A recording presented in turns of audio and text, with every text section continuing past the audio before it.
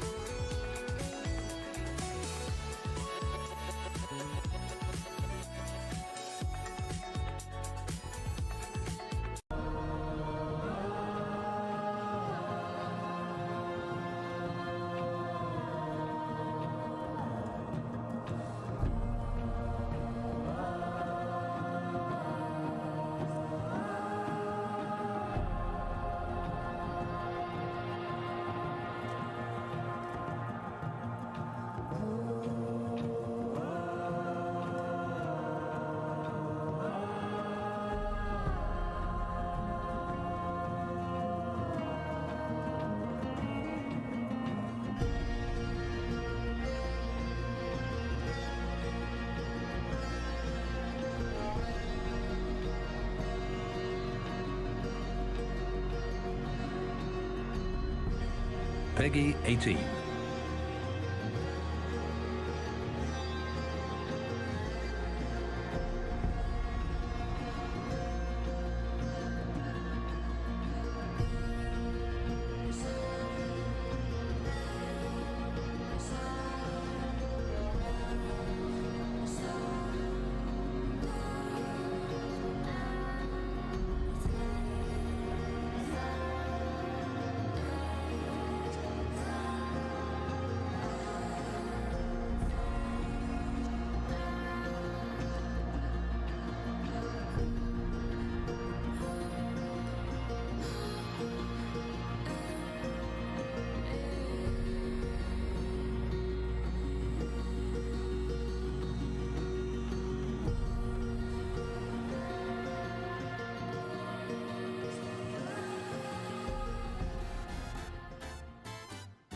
Welcome to the Ubisoft Forward pre-show. The main show will begin in 15 minutes, but until then, sit back, relax, and enjoy a jam-packed pre-show. The past year of Rainbow Six Siege has brought some of the most impactful updates in the game's history.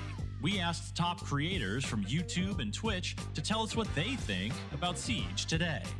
Siege is a completely different game than it was like 3 years ago. There's way more operators. There's so many things that you can test out when there's a new operator, whether it's the interactions with the other operators, or maybe the operator just has a cool gun and it's just fun to play. The zombie specifically, I guess, in the most recent, impactful defensive, add-on for operators.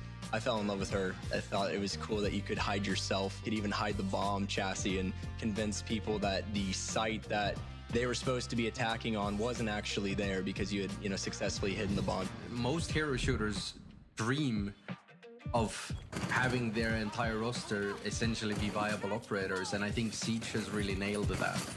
When I stream Rainbow Six Siege, and someone who hasn't played in a long time, they come into stream and I'm playing Emerald Plains and they're like, what is that map? Like, who are you even playing? We're about to get the rework to Consulate, which I think is huge. Playing around on reworked maps and doing things like replay C4s and pulse scanning from below. Those tactical plays are some of the most satisfying that you ever get in gaming. Cross progression was awesome. I started on PS4, so I had several years from being one of those veteran year one players under my belt, and so I had all the cool skins and even levels, renown, all that kind of stuff. So having that suddenly be on my PC account, which I started, I don't know, probably 3 years into my journey, was fantastic. Console community has been begging Ubisoft for some kind of answer to the Zim situation.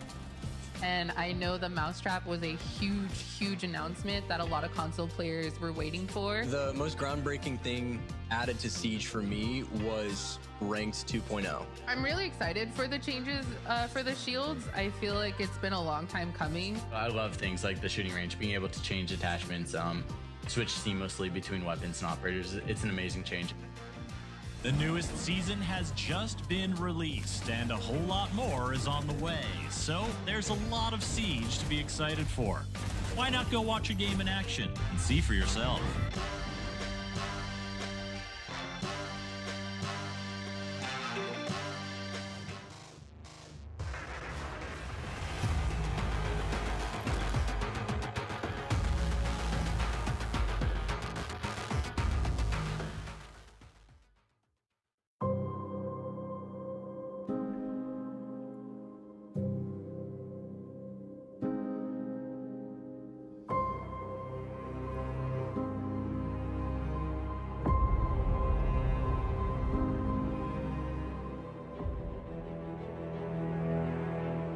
When you experience the adrenaline to play in tournaments, to win tournaments,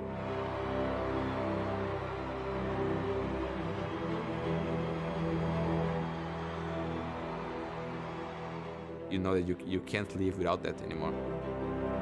I feel like moving countries to pursue my dream and career was very difficult at the beginning because I had to left some people behind, in Brazil.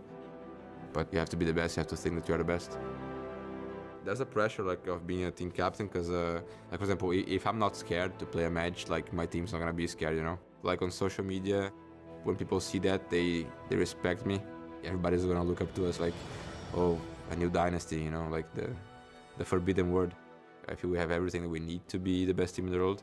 We just have to prove to everyone else. My dream is to win two big tournaments in a row. To win is the most important thing. If we lose this game or win this game, it's my fault,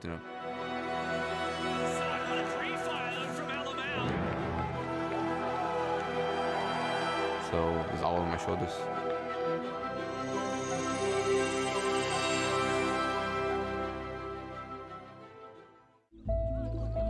We work in a discipline that has certain gaps between the people that make buildings and the people that use buildings, and I think we could use games and virtual spaces as a way of breaking down those boundaries and inviting new audiences to participate in architectural design. There's an important relationship between architecture, urbanism and video games. An understanding of how real cities are formed, how people behaved in cities, how people gathered in crowds is often very, very helpful in being able to articulate that meaningfully in a fictional world as well. Video Game Urbanism is the name of our teaching studio. We've been teaching this for a number of years now, working with students to promote the use of game engine technology as an architectural method for design. We've been gamers since we were young, and I think that really informed, in some way, our decision to become architects because we've always been really interested by spaces. So Ubisoft approached us to reinterpret one of their games in any way we'd like to. We were interested in how Unity opens up the city in a new way, rather than just experiencing things from the street, being able to really kind of navigate across the buildings, the rooftops, the facade, interacting with architecture in a different way. As architects, we're trained to see buildings in a particular way, but a game like Assassin's Creed Unity lets us break that and see the city in a new light.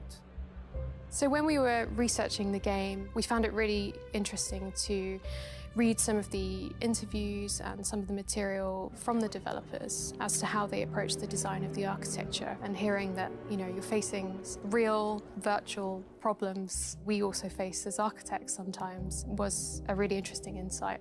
We thought it would be really interesting to explore video game architecture using an architectural methodology such as a scaled model. So we go from the riverside to the old kind of medieval areas of the city where the buildings are much smaller and irregular, through to the larger kind of boulevards. And we're standing here today in the Bourse de Commerce, which is obviously the highlight of the model here.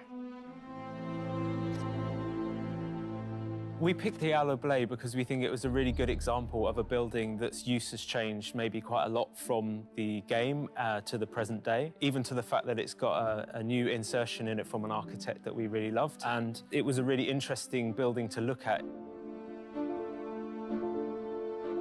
We really like the way that games are totally kind of user-centric spaces, which is definitely something architecture can learn from.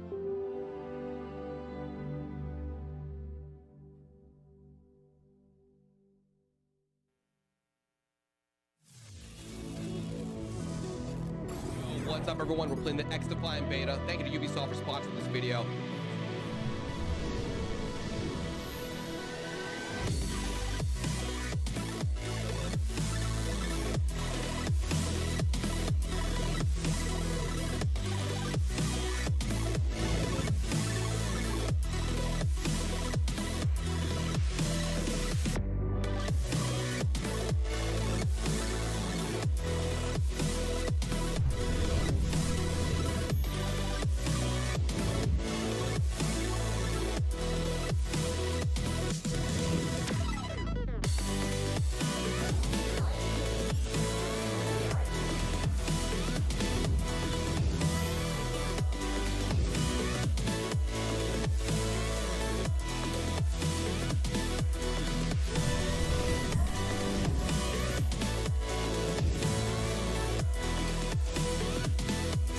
When I found out that Just Dance 2023 has a story mode now. All things Far Cry 6 and how I feel after playing the game.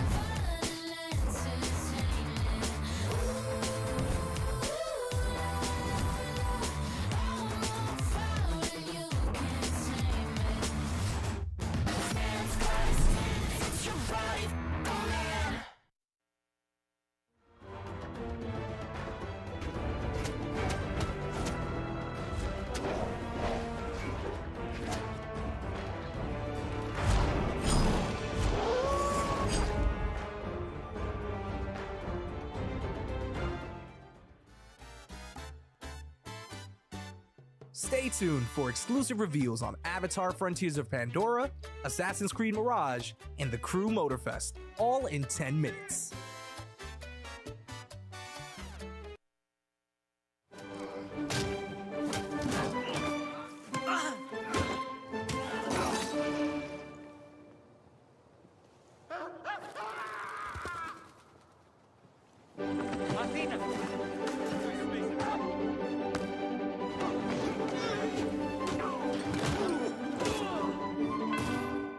It's okay to be scared. I know.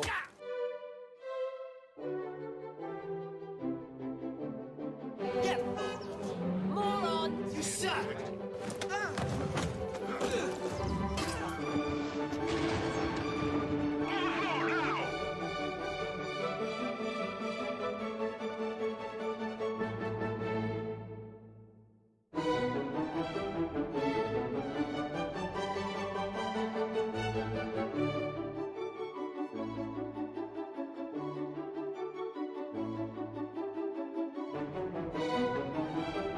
Still learning about mentality. You gotta work on yourself, you gotta be better about it.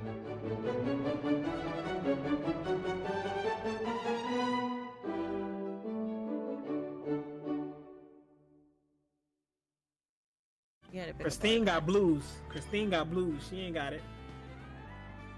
Unless it's a blue 8 and then we'd be screwed, son.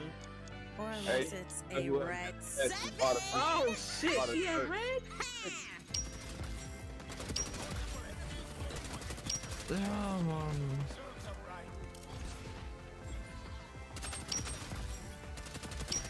Oh mein Gott! Clip das, clip das, clip das, clip das, clip das, clip das!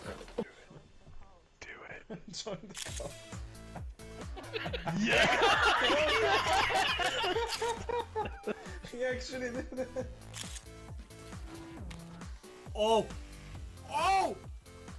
Oh man, I mean, we kind of caught the transition. We did another casual bar spin there.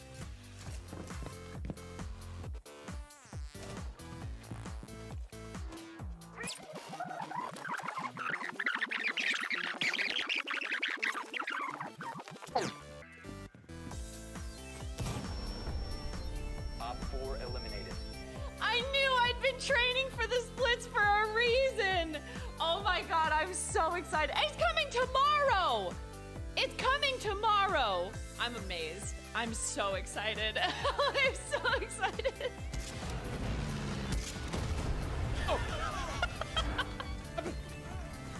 Did he crash into me? Layla, your dance was so amazing, by the way. I want you to know that Ubisoft San Francisco just donated $10,000. I know, right?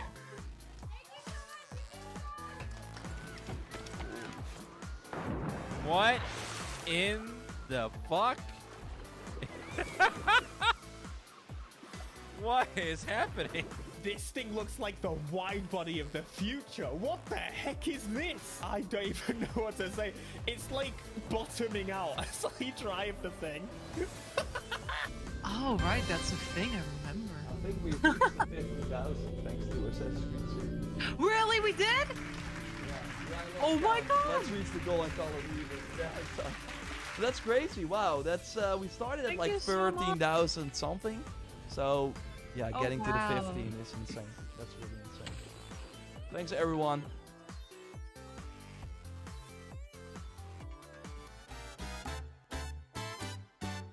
The show's about to begin. Get your snacks, get settled. Ready? Let's go!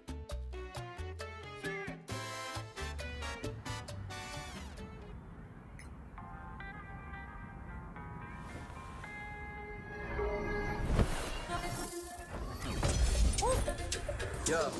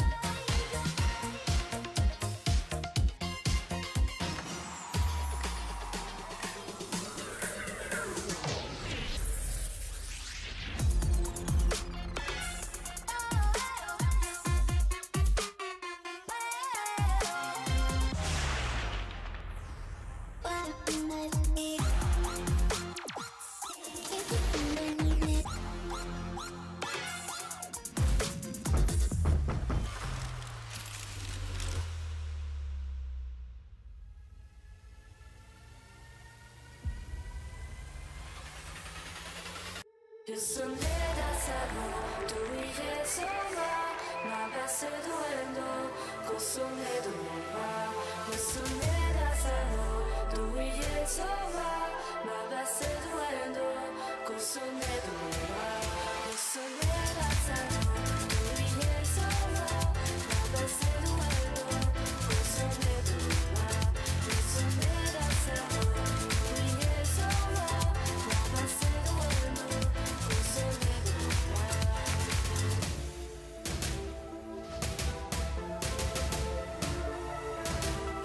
Jump on the dance floor, shake it, shake it, shake it, shake it. Jump on the dance floor, shake it, shake it. Soñé danzando, tu 위에 서봐 나봤을 duendo, 고소해도 몰라. Soñé danzando, tu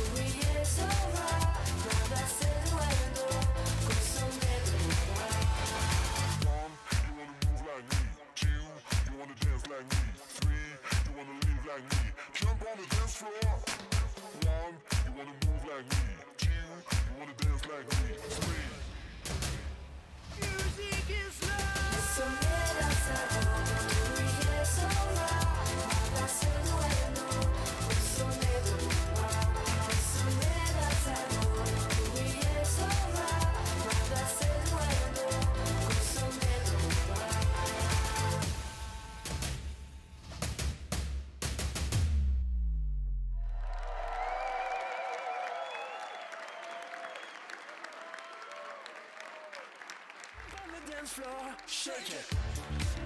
Shake it. Shake it. Shake it. Jump on the dance floor.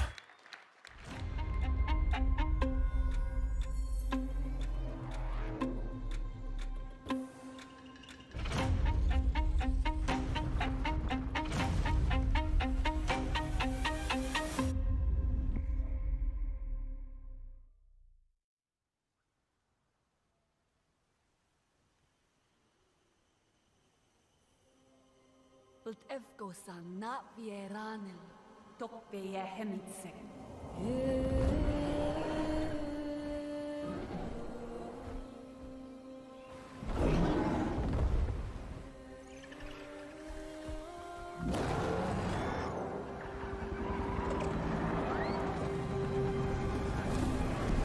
The RDA's breed poisoned our world. Secure the perimeter. All threats must be eliminated. They took everything from us. From me. I was trained in their ways, their technology, their weapons. Things that a Navi should not know. And then one day, they left. Hell's Gate is under attack. Evacuate now. Kill all the Navi children. But before they did, our teacher saved us and put us to sleep. This is your only chance to survive. And there I remained for 15 years. Until one day, I awoke. And I was free.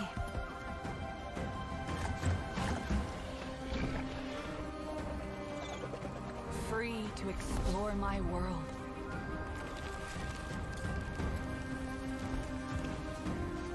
Free to decide who I was going to be. Free to discover what I was meant to do. Now you see what they kept you from. Your true home.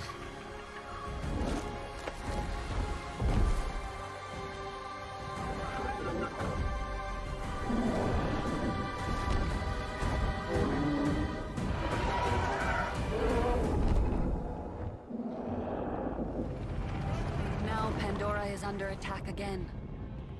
Don't let the Navi get in our way. Get rid of them. And I have a choice to make. I choose to protect my home.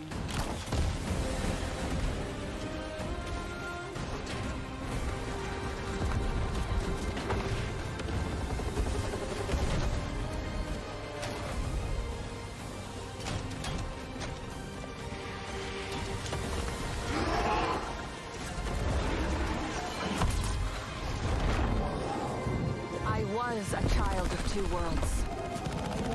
I am no longer. I am Navi.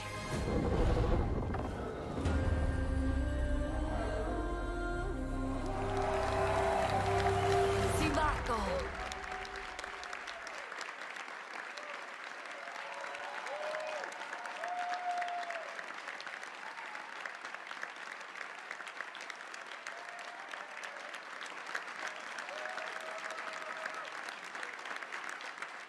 Hi there everyone, I'm Jim Cameron, the creator of Avatar and Avatar: The Way of Water.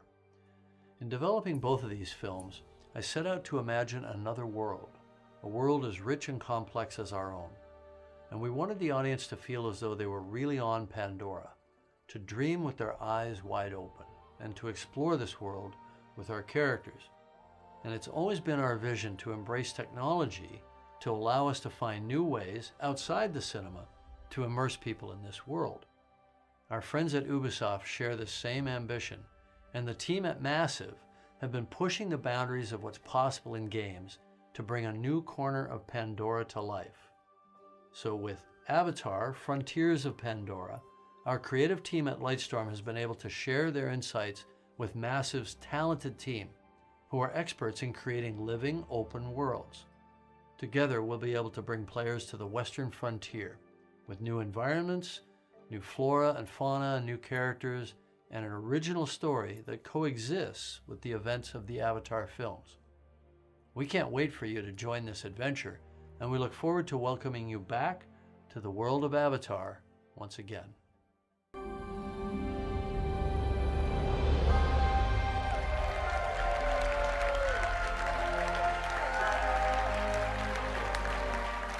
Hello, everyone. My name is Dieter Deenfeld, and as the game director, I'm proud to be representing the team behind Avatar Frontiers of Pandora today, and excited to share a sneak peek of what we've been working on. In this all-new story, you'll set out on a journey of discovery to unravel the mysteries of your past, learn what it means to be Na'vi, and explore new parts of Pandora on land or together with your trusted Banshee in the air. Our ambition is to create a playground where curiosity is rewarded. This tangible and highly immersive first-person experience will allow you to closely connect to a beautiful open world, touch and interact with it, using your size, your superhuman strength, and your natural agility to gain the upper hand. As the Na'vi say, Sivako, let's rise to the challenge on December 7th. Until then, we're delighted to show you a glimpse of this adventure. So prepare to lose yourselves in the beauty and the danger of the Western frontier. Thank you.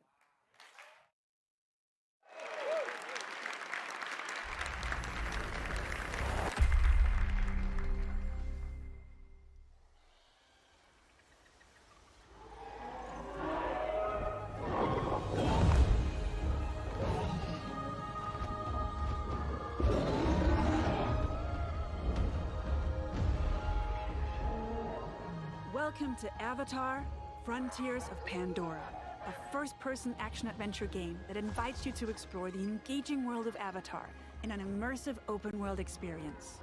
I'm Didi Deenfeld, game director, and I'm excited to reveal what's waiting for you on Pandora. The story of our game begins when the RDA expands their operations to the Western frontier. John Mercer, one of the leaders of the RDA, abducts you and other Na'vi children from your home to teach you the ways of humans, hoping to mold you and turn you against your own people.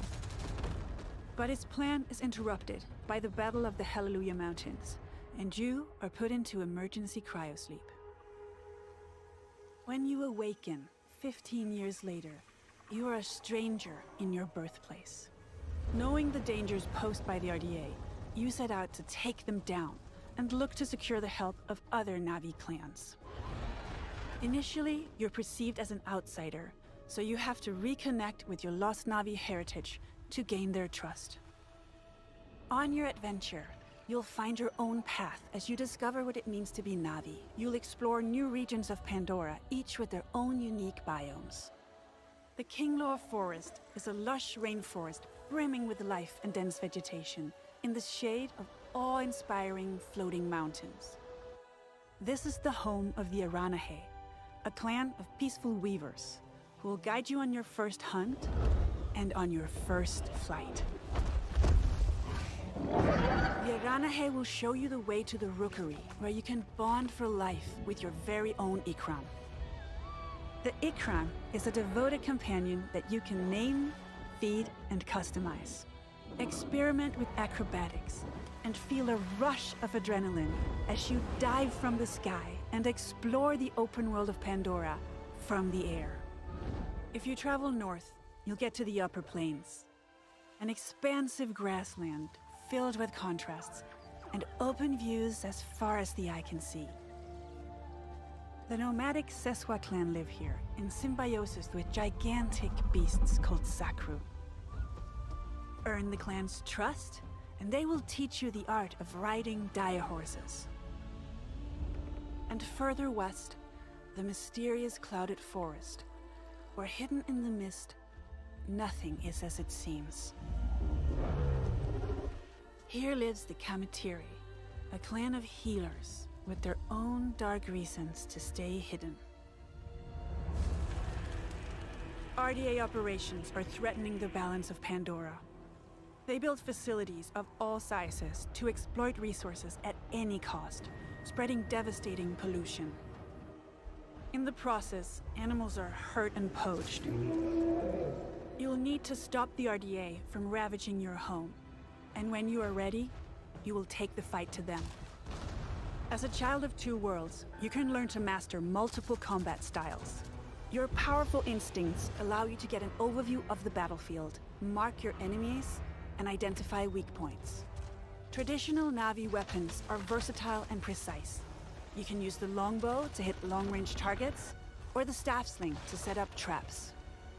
For a more explosive approach, you can leverage your human training and go for the blast of an assault rifle, a shotgun, or go bigger with the occasional rocket launcher. On foot, you can also rely on your incredible strength to take down AMP units. Above the clouds, your Ikran will help you in aerial combat against the RDA. Destroying RDA facilities will have a tangible impact on your world. With the pollution removed, Pandora heals. You will be able to harvest the best quality material again and craft better gear and weapons. You will also find ingredients to cook and make meals to get stronger. As you keep discovering what it truly means to become Na'vi, you'll improve your skills by connecting to Awa through the Tarshu plant and learn from the memories of your ancestors. Skill upgrades can improve many aspects of your character, such as your natural agility to move through the world, your stealth approach when hunting or fighting, or the handling of your weapons and mounts. Avatar: Frontiers of Pandora is a captivating action-adventure game designed to maximize the power of new-gen consoles and PC. You will be able to play the full story campaign in single-player or with a friend online in two-player co-op. We invite you to explore this world of wonder. Become Na'vi and take down the RDA to protect Pandora.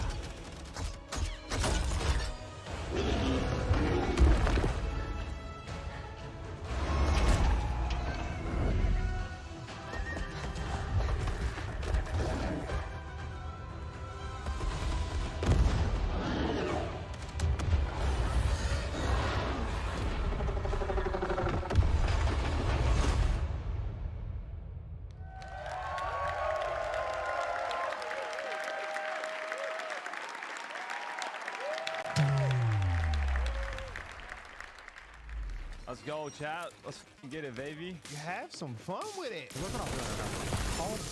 Another gun? Oh my. Another one.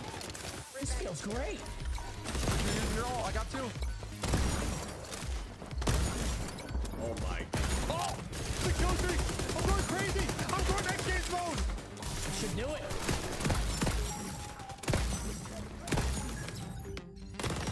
Yeah, that feels good. That feels good. Oh my shield. What the?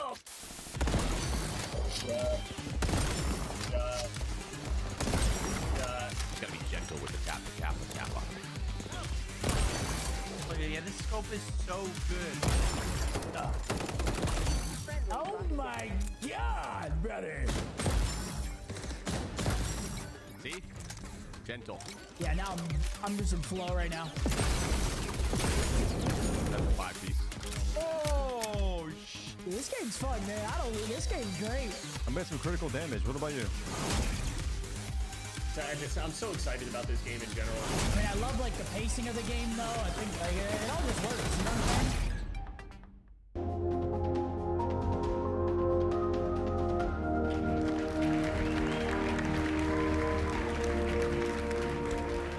Hello, everyone. Hello. My name is Mark Rubin, executive producer on X Defiant. What you just saw was a collection of live clips and reactions from players streaming our game during our closed beta test in April. And we've been absolutely overwhelmed by the amazing response to our game from players all over the world.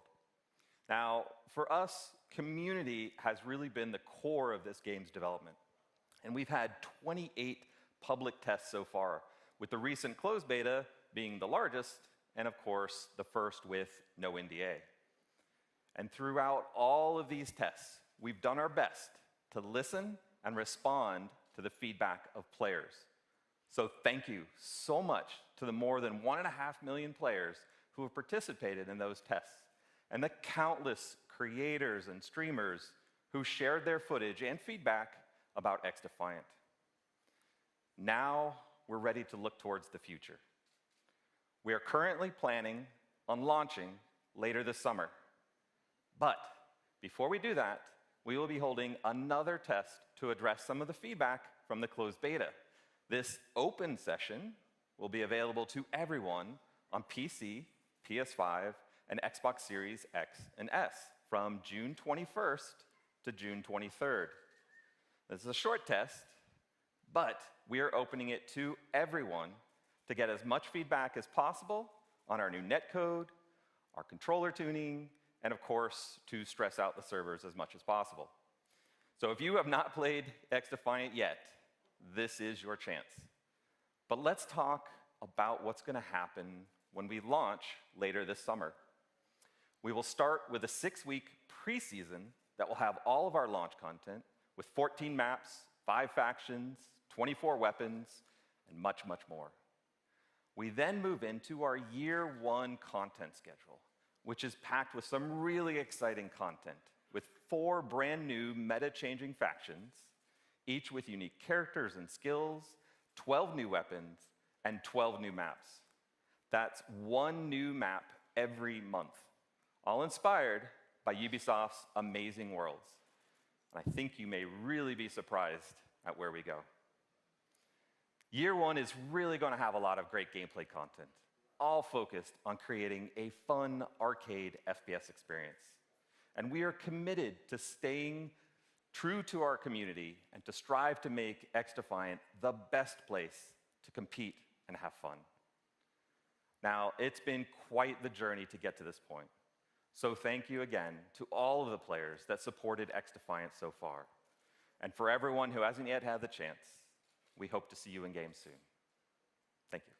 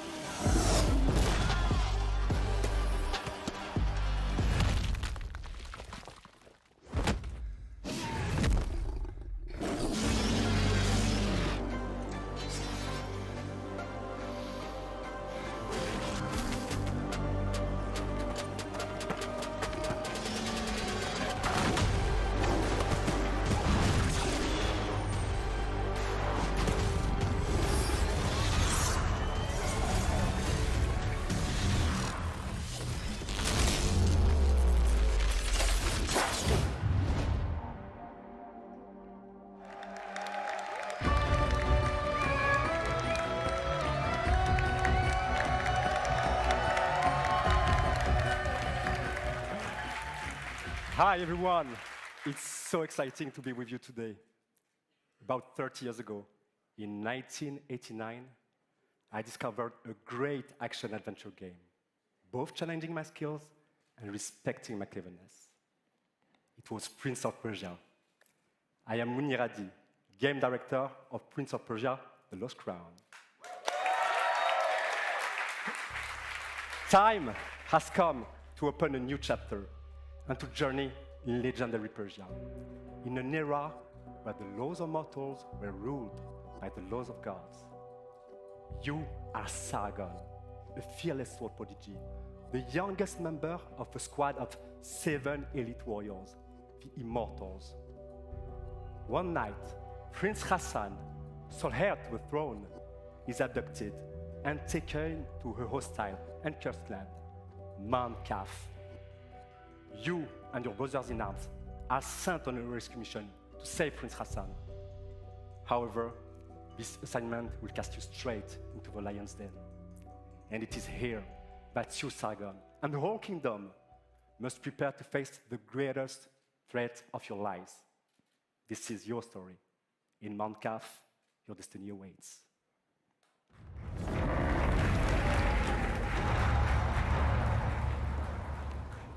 When entering Mount Kaf, your mission is clear. Find Prince Hassan and bring him back to Persepolis. However, Mount Kaf becomes a prison full of hostile inhabitants. Now separated from your allies, you discover a grand citadel full of mysteries, where time flows differently. What is this sorcery? The past coexists with the future.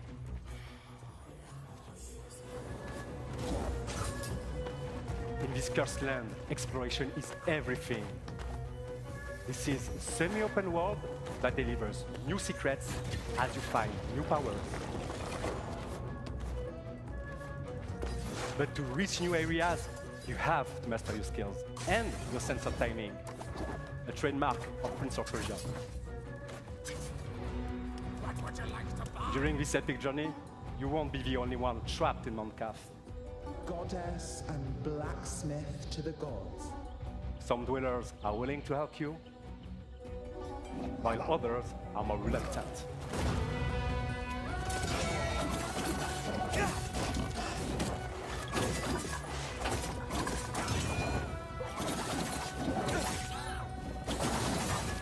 But Sargon is a swordsman like no other.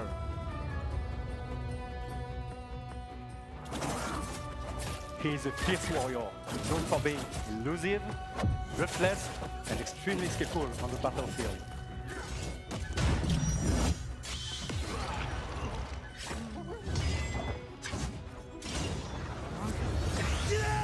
Fueled by anger, he constantly puts his life on the line to perform devastating attacks.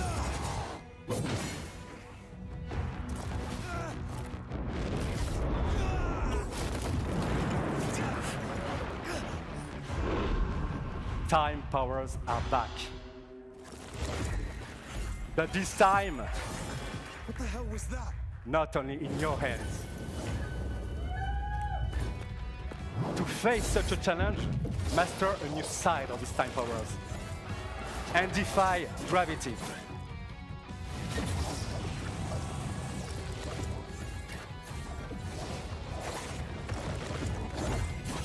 By combining all these skills together, you can express your creativity to solve Mount Kaf's mysteries and execute brutal combos in epic combats.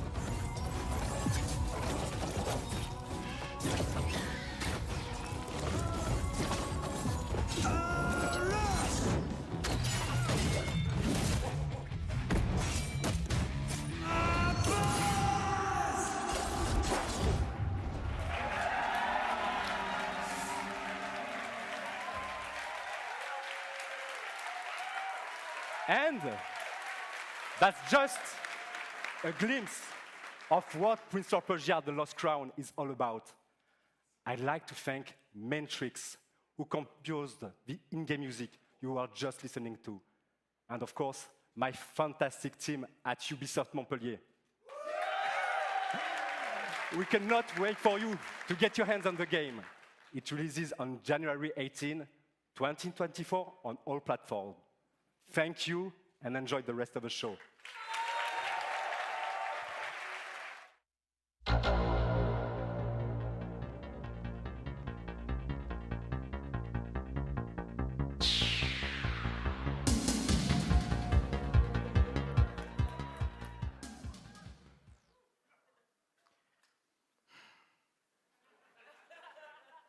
Hi. My name is Adi Shankar. I'm a TV and movie producer. You may know me from the Castlevania animated series on Netflix, or one of my fan fiction shorts on YouTube. 7 years ago, I got a call from Ubisoft offering me the opportunity to adapt one of their very, very, very serious franchises into an anime. But instead, I came back to them with a crazy concept inspired by the mood of Far Cry 3 Blood Dragon. Yeah. This concept used Ubisoft's vast library of characters and remixed them into one delirious anime series that would become this love letter to the 90s. Or at least how I remember the 90s. And to my absolute surprise, Ubisoft said no.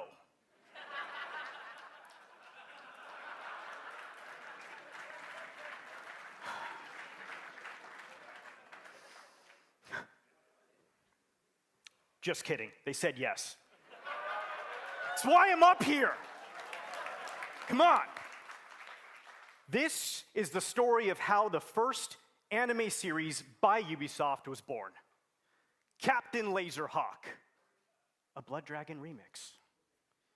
This show is many things. It's violent. It's a dystopian fiction in the spirit of the works of Aldous Huxley. It's a spoof. It's a satire. It's dark comedy. It's a love story. And as a descendant of Indian mystics, I can tell you it's the most philosophically conscious show you've watched in a long time. The series was picked up by Netflix. It was animated by the renegade genius pirates at Bobby Pill's studio. And today, I'm very happy to announce that barring an apocalypse, which may happen, it will be released worldwide later this year.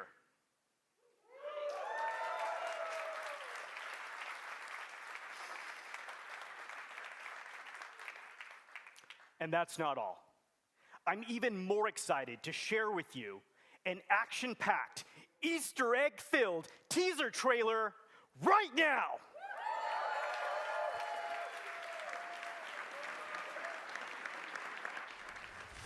You want to be entertained? Don't change the channel.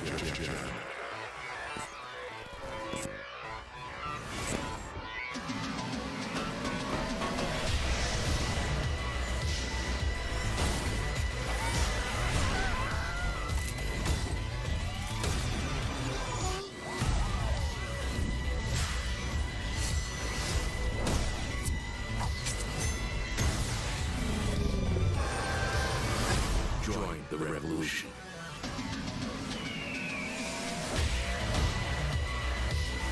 Let's do this.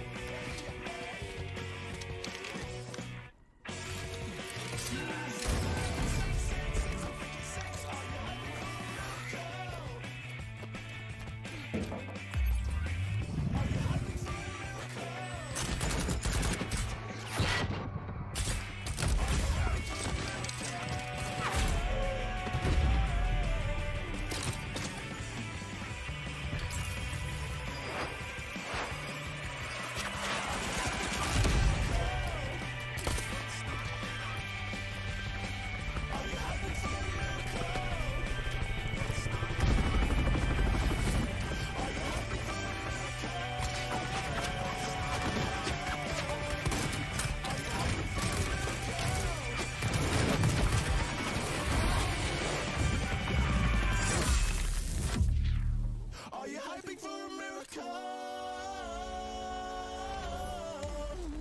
Are you hyping for a miracle?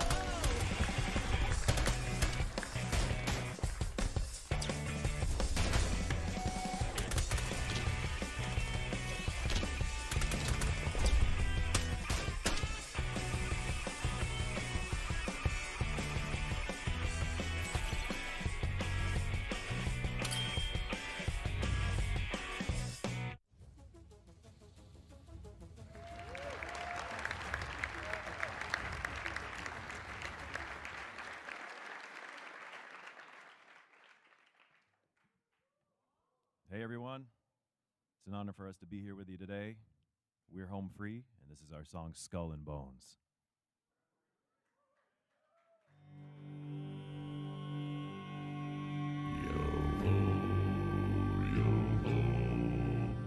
The seas forever roar, yo-ho, yo-ho, till I'm not but skull and bones, yo-ho, yo-ho.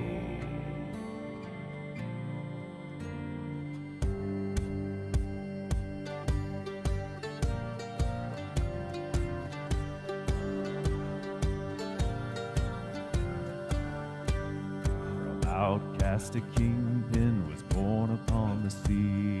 There was meant to walk the land, a pirate's life for me. Last year winding up the sails, don't speak to mutiny. Find yourself a wanton quarter, bottom of the sea.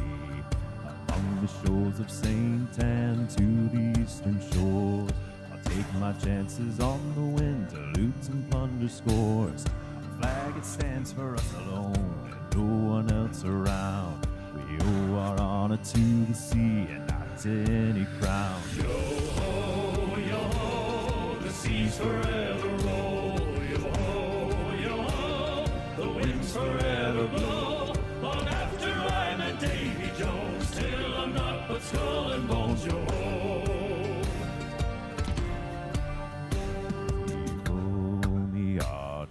Bring her out. Heave-ho, me hearties, bring her out. A pirate's life for me I found. A pirate's life for me I found. Yo-ho, yo-ho,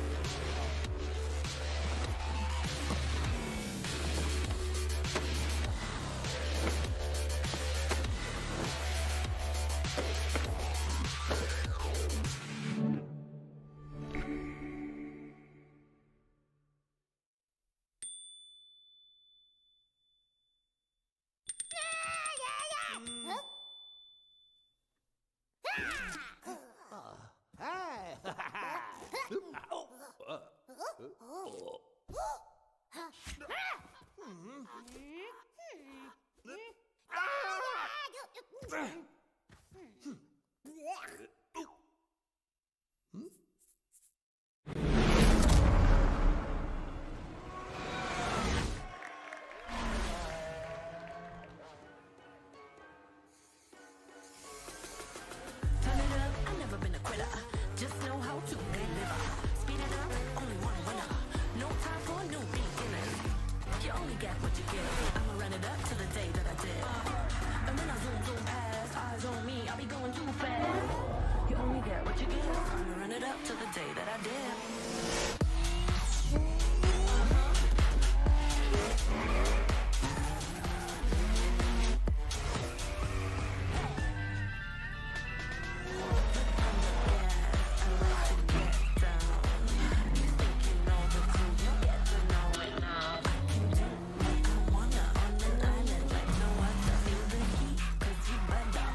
I'm not slowing down. Pedal to the metal. 4 wheels, 2 seats, on the pedal. Vroom, vroom. 4 wheels, 2 seats, better be ready. Turn it up, only one winner. No time for new beginners.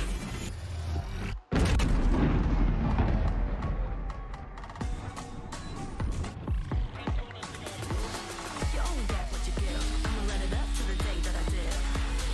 Wheels when I drift. Welcome to the summer, we don't stop, we just live. And when I zoom past, eyes on me, I'll be going too fast. You only get what you give. I'ma run it up to the day that I did.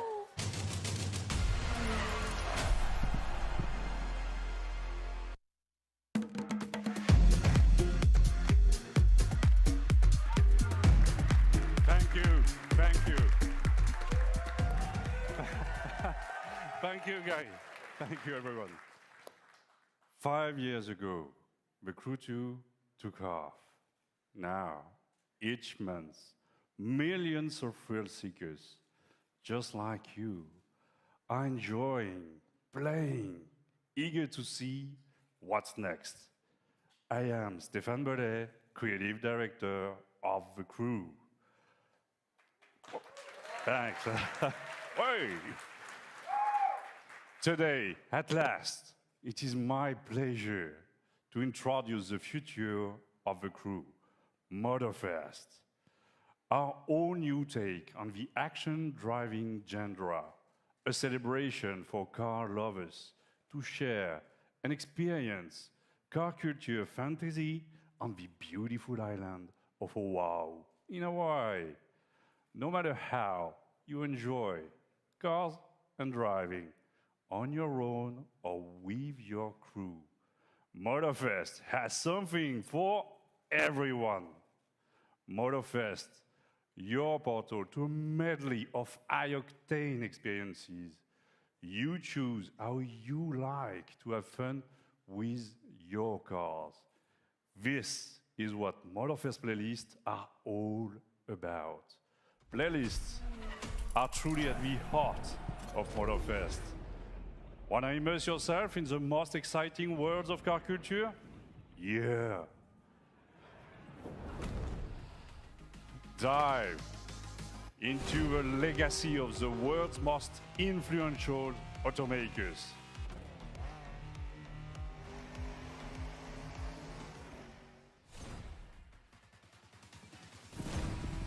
Light up the night street racing scene, Japanese style.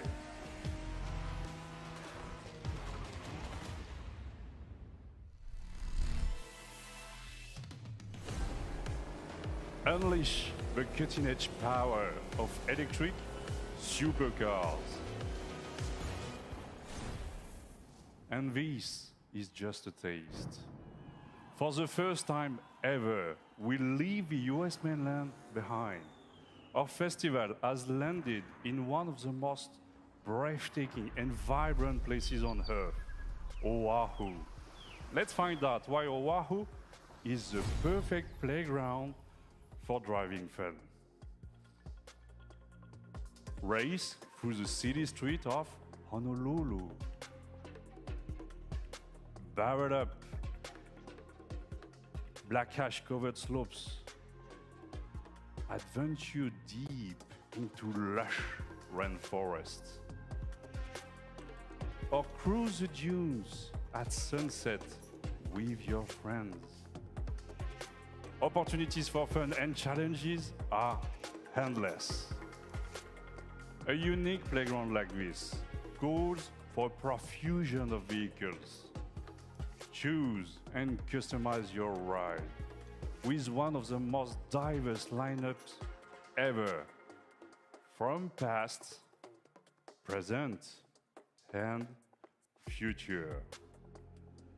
Recognize the latest from Lamborghini? I think so, yeah, I know. You are as thrilled as I am to get behind the wheel of this beauty. Hey, some of you have spent a lot of energy building the perfect vehicle collection in The Crew 2. In a few weeks, you will be able to import your vehicle collection into The Crew Motorfest for free. Thanks. So stay tuned for more news about the collection import and our complete festival program later this month during our summer showcase. Since the beginning of the year, thousands of players have tested the game and given us priceless feedback through the Insider program. Join the party, register now for a closed beta, and share with the world your experience in July. From the entire team at Ubisoft Ivory Tower, mahalo, thank you. Welcome to Motorfest. Enjoy the ride.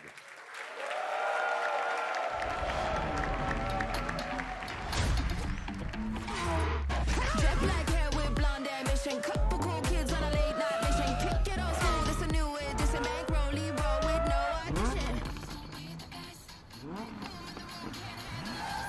Hurry up, babe, please get ready. Take too long and I might get petty. Need a little, you know what, to keep steady. Cause the night's so young and the pole's so heavy. Like it's everybody drip up till the nights.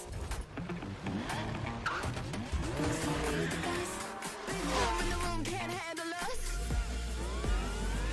We don't know the words, so we're all just singing. La la la la la, la la la la la. Everybody, la la la la la. We don't know the words, so we're all just singing.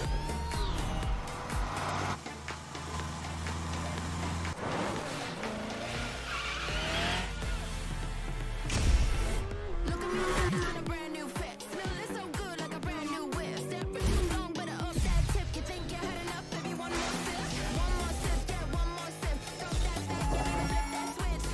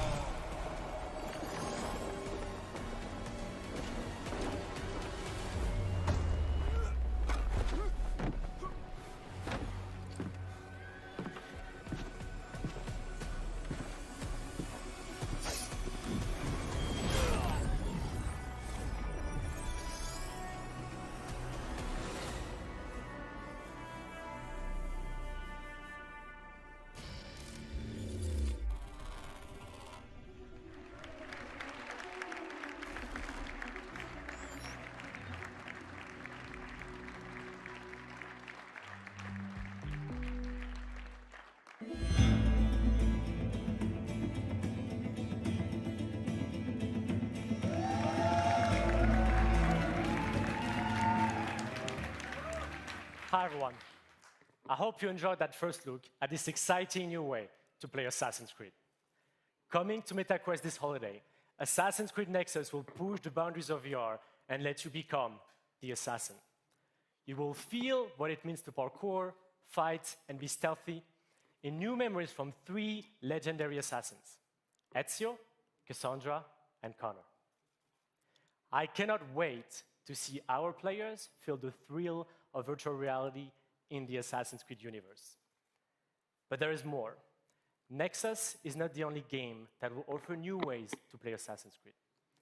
Assassin's Creed Codename Jade is our first open-world RPG game on mobile. It will take you to ancient China in a time of intrigue and conspiracy. In this brand new adventure, you'll experience the iconic Assassin's Creed gameplay for free, anywhere, anytime. I am glad to announce that you can register now for the upcoming beta. Here's a glimpse of what you can expect.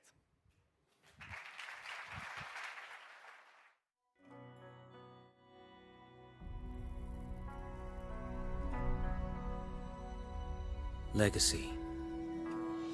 It's honoring those that came before us, learning from their triumphs and mistakes, to illuminate and hold their stories to the light for all to see.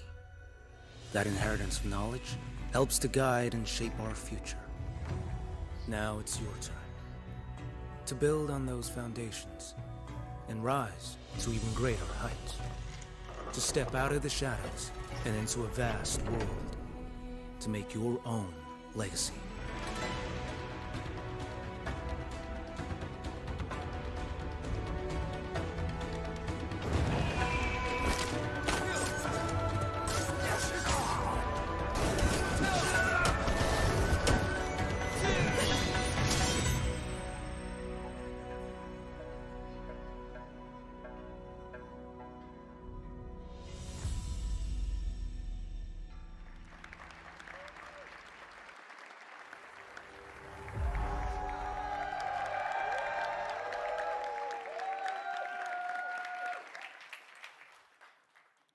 We've all been waiting for this moment.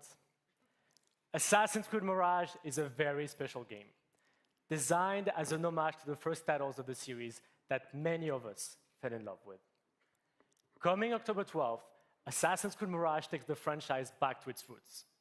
Sarah, our narrative director for the game, will come on stage to tell you more about Basim and his journey. But before that, let's watch our story trailer.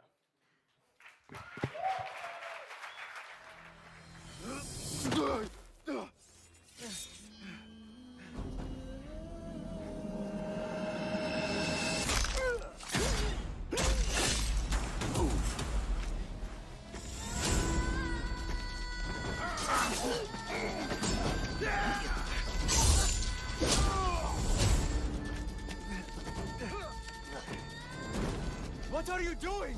Don't think.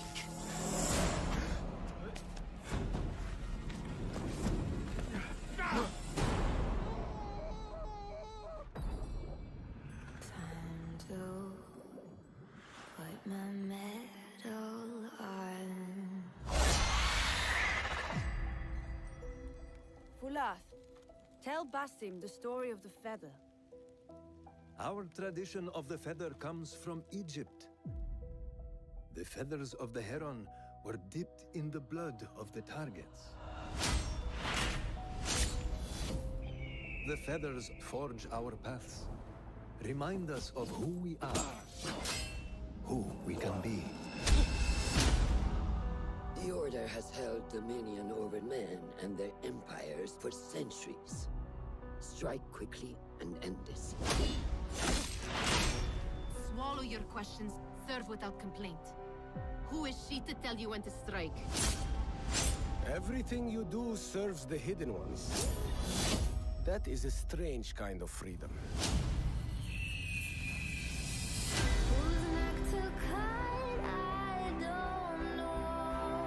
You are not the first to walk the shadows broken. Pour your pain into the Brotherhood.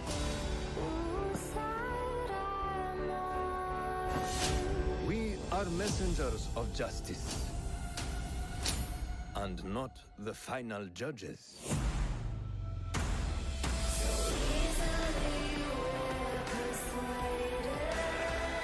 He knows not what he is. Have you not wondered at your nature?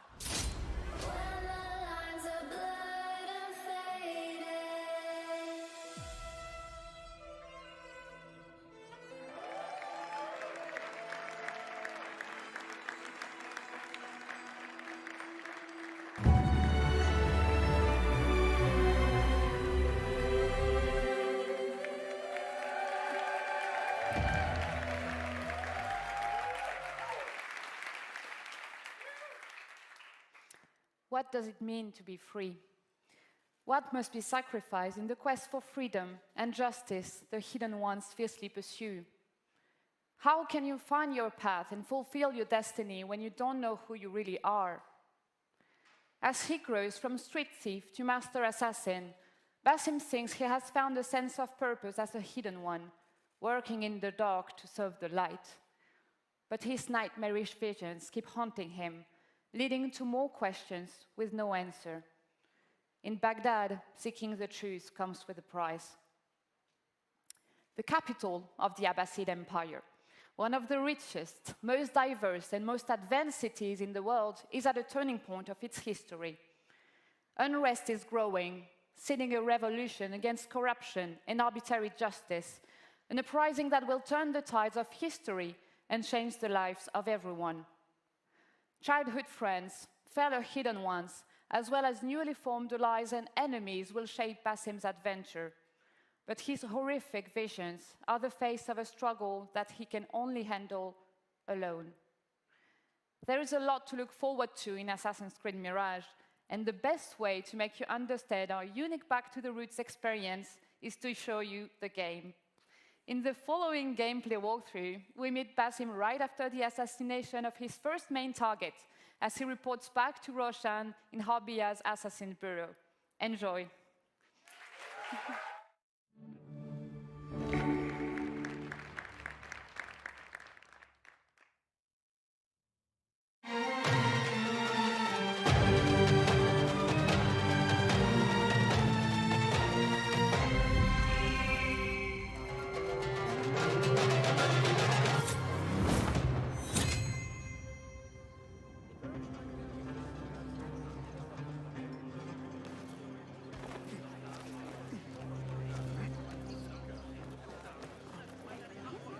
There you are.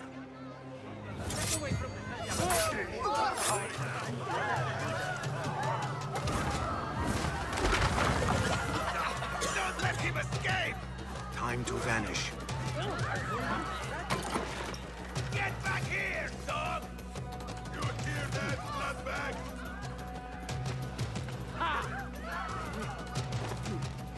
Stand and fight, you worm!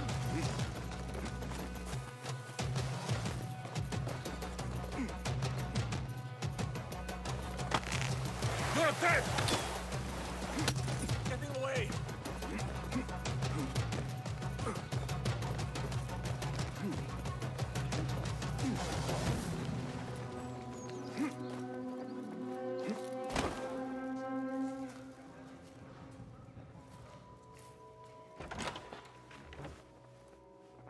Alhamdulillah. Alhamdulillah. I am glad you are safe. Alhamdulillah. A first of many achievements to come, Basim. We should only hope. There's still much work to do. While our focus was on Al-Ghul, Fulaf quietly scouted the city for where we could erect more bureaus. I have found dwellings in 3 districts that are most unassuming. Abid and Rebecca have arrived from Alamut and set off to Al Abbasiyah and Karh. I will make my way to Sharqiya shortly. And I will join Rebecca in Karh, where corruption is as common as the arid air. See Abu Ja'far about some things he's been working on. Then come find us. Have a look, Basim. I may have something that is of interest to you.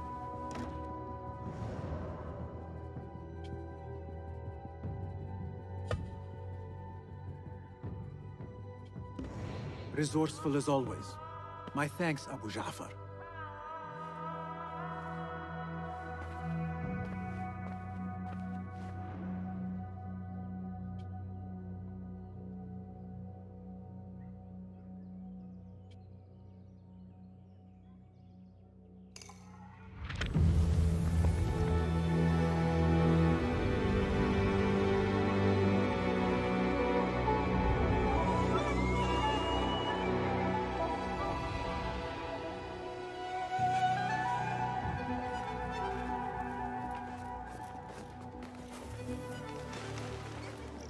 This is the place.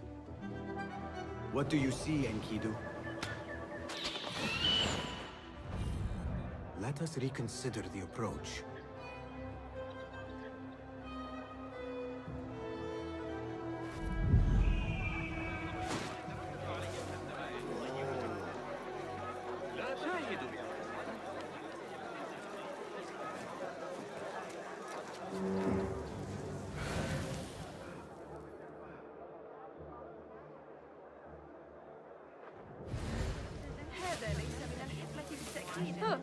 Act as usual. That guard who likes me said she and Ali's followers are trying to overthrow the prince.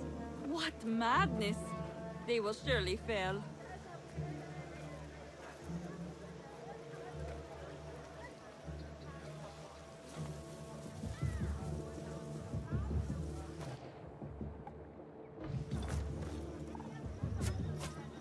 Shit! What? She got the bastards!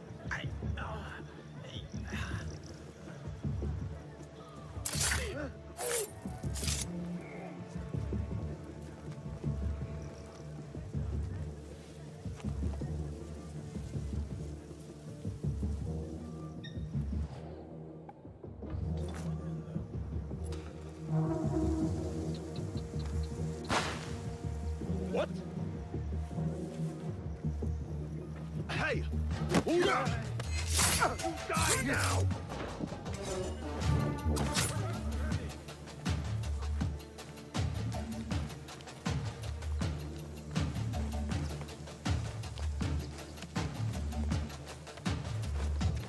Hey!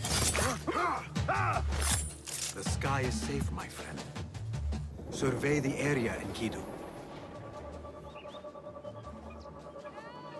There is my target.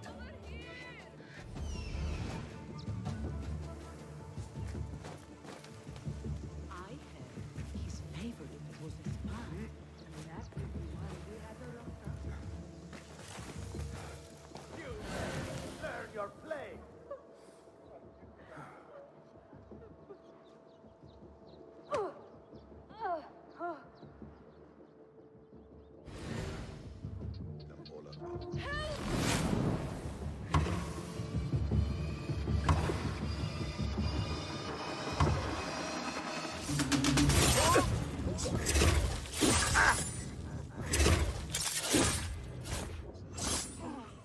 Tell me what I wish to know, and no more need die this day.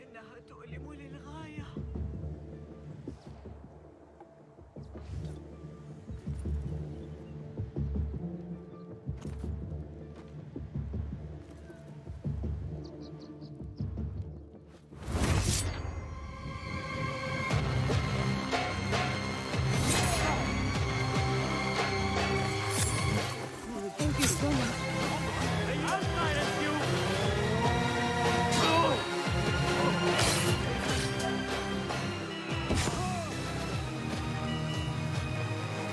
Come on.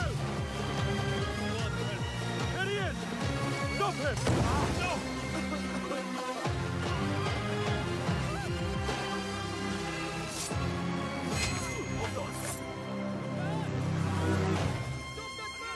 Where is the sword?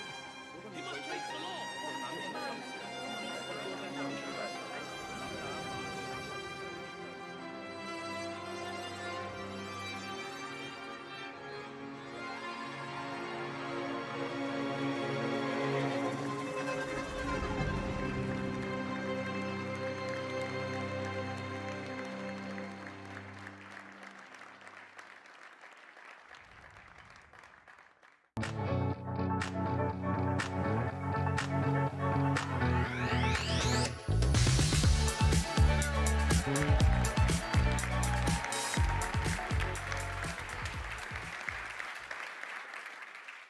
everyone. So first, I want to start by saying thank you to all gamers all around the world. It's thanks to you that we are here today. You are at the heart of everything we do. And to all Ubisoft teams around the world as well, I would like to say a big thank you.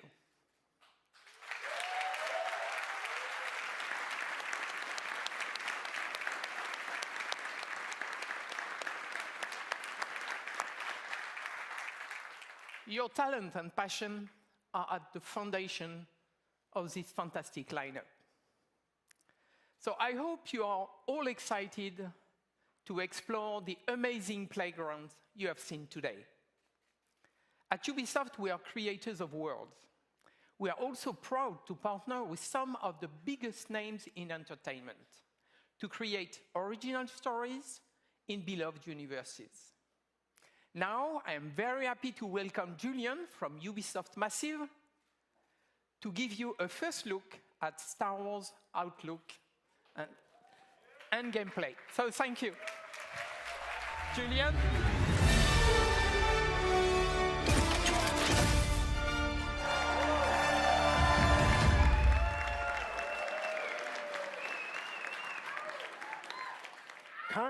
Calm down. Do you want to see gameplay or not? All right. Let's get over the speech and let's get to the gameplay. Star Wars Outlaws takes place in a time of great civil unrest across the galaxy. For some, this is a time of turmoil. For outlaws, this is a time of opportunity. As a cunning thief, Kay Vess and her companion Nyx fight for survival every single day, relying on their skills and resourcefulness to get by. As they struggle to make ends meet, Kay and Nyx dream of the day that they will finally be free. But while seeking this freedom, Kay unexpectedly becomes one of the galaxy's most wanted. So to free herself from the bounty that follows her, Kay will need to pull off one of the greatest heists the Outer Rim has ever seen. As they navigate the underworld, caught between criminal syndicates and vicious, ruthless villains, Kay and Nyx will manage their reputation by taking on risky contracts and navigating complex relationships, all whilst avoiding oppressive imperial rule. Kay and Nyx's journey will take them across the galaxy through stunning, varied open-world locations and the wilds of space. One of these locations is Tashara, a moon that features windswept savanna and amberine canyons. Carved into Tashara's striking landscape, the city of Miragana serves as a central hive of scum and villainy. Kay and Nyx will encounter several criminal syndicates that learn that everything is measured in the value of influence, reputation, or cold, hard credits. This presents an abundance of opportunities and dangers for a young, ambitious scoundrel like Kay. On behalf of Massive in Sweden, along with Ubisoft, Annecy, Barcelona, Bucharest, Chengdu, Milan, Montpellier, Paris, Shanghai, Toronto, and our amazing team at Lucasfilm Games, it's our privilege to present to you this first ever look at Star Wars Outlaws gameplay.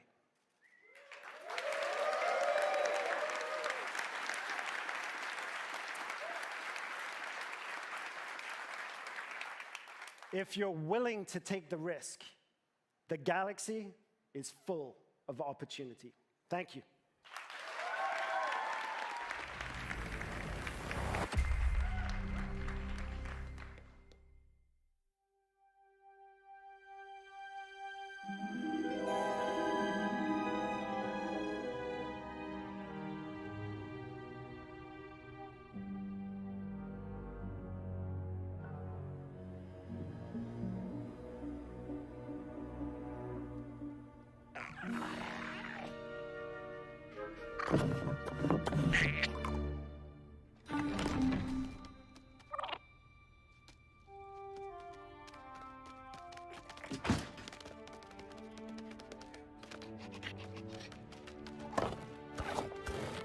Good boy. I want that fighter stripped for parts by tomorrow. On it. All right, Nix. Let's go get paid.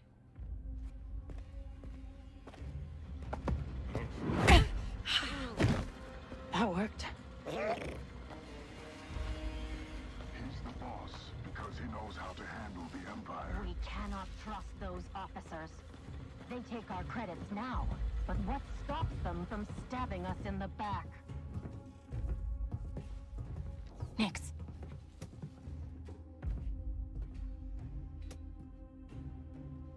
Hit that button.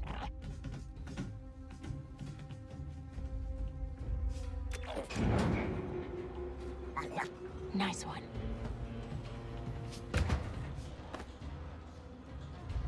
Hang on tight, little buddy.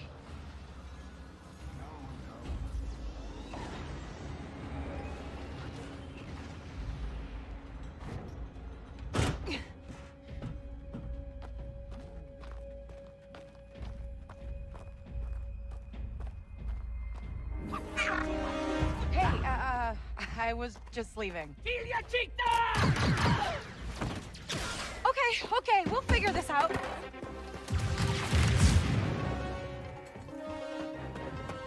El Pecata.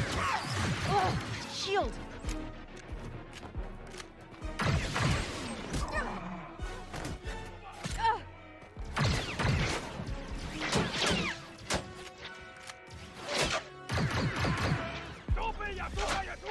Hey, Nick! Fetch!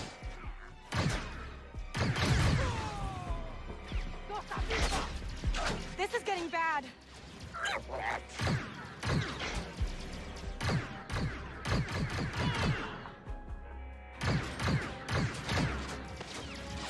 Let's try this out.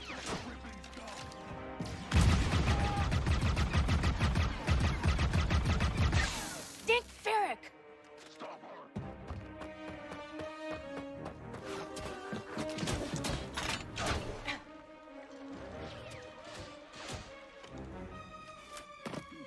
I think that went pretty well, right?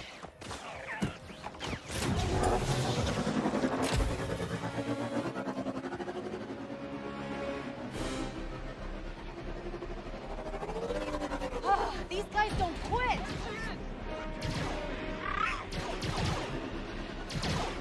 Hang on!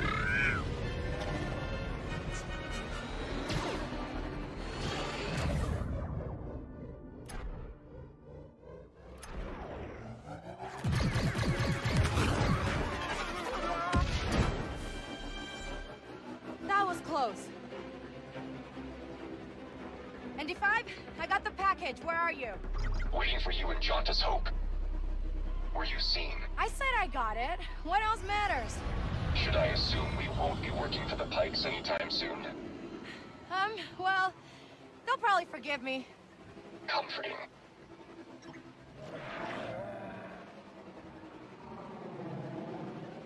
There's Jauntus Hope. We made it, Nix.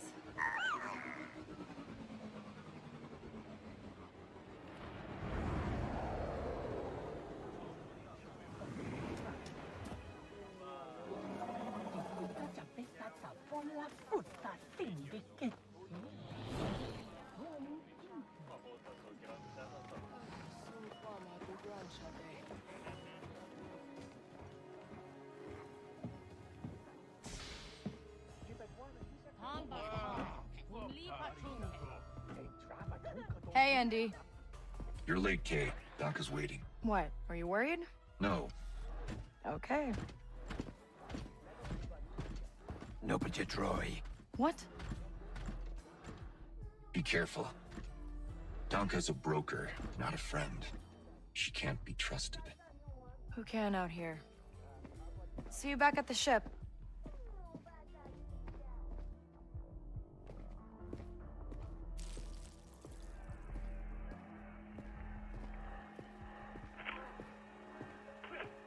Round 2 and I still like my odds. K-Vess. Back already? I told you she's fresh, but she's good. Who's this? Just a friend. Join us. Job was more complicated than you said, Danka. You lived.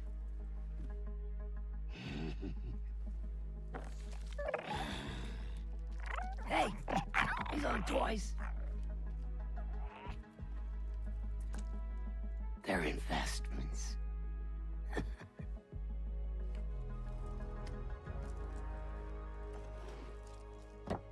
Wait. We haven't met. Don't really know many of you. Stealing illegal contraband, running with syndicates. I could say you're a threat to the Empire. But I won't have to, if you're smart.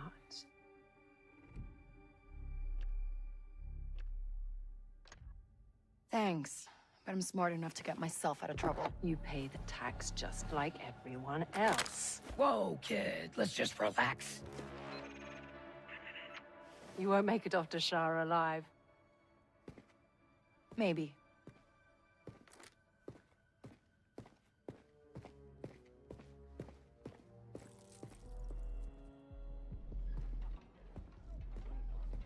All troopers, we have reports of a fugitive in Jaunter's Hope. Move to apprehend. That Imperial announcement wouldn't be about you, would it? Could be. I told you not to trust her. Not the first time we've outrun the Empire.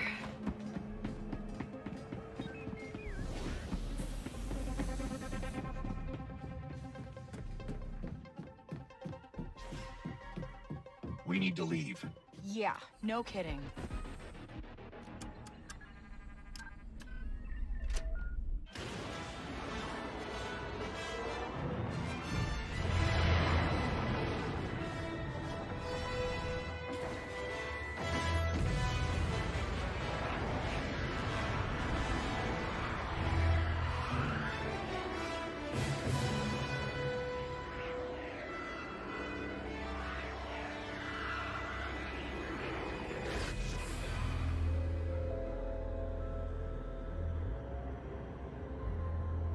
Are we good? Nothing on the sensors. Yet. Anybody on the sensors now? TIE fighters on us. Got one! I feel inclined to remind you that we should shake the Empire. Quickly. Thanks, I'm working on it.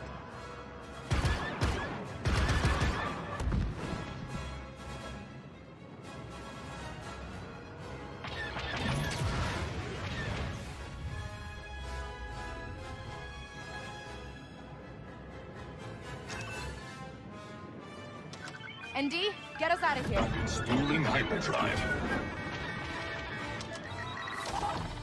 Let's jump.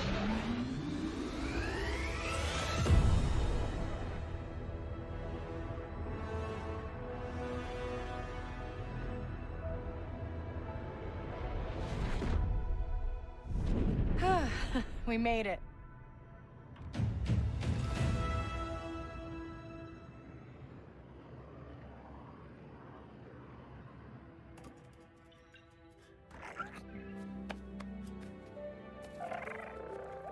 Hey. Got your new toy. So, where do we go next? Anywhere we want.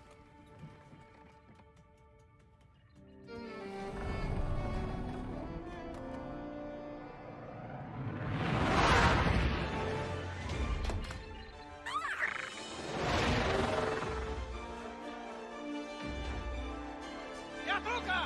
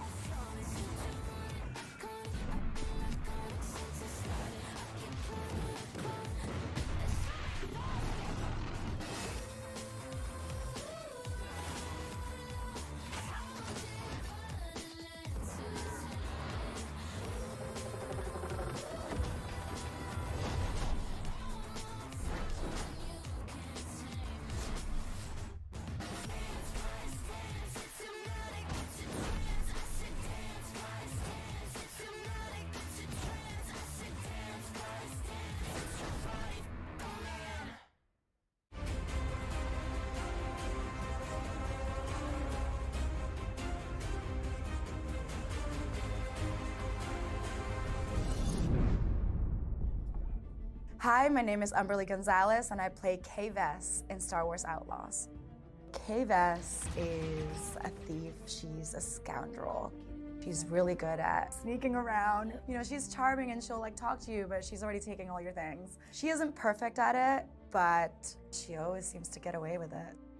Kay really finds herself in a bit of a jam. You know, she's got a bounty on her back and is trying to find work. That's when she starts to really realize, I kind of like this underworld business. I kind of like this world, and she's trying to thrive on it.